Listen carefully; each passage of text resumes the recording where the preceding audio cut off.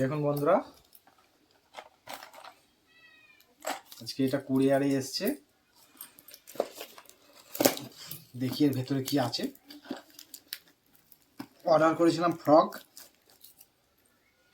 একটা পিস।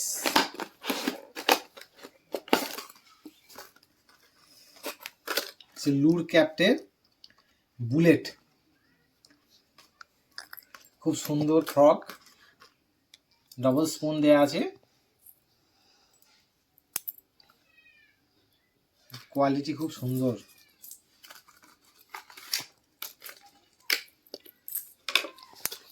এর আগে আমি দুটো অর্ডার করেছিলাম, ব্ল্যাক এবং ইয়েলো। বড় বড় মাছ খেয়েছিল, ছিঁড়ে নিয়ে চলে গেছে আমার।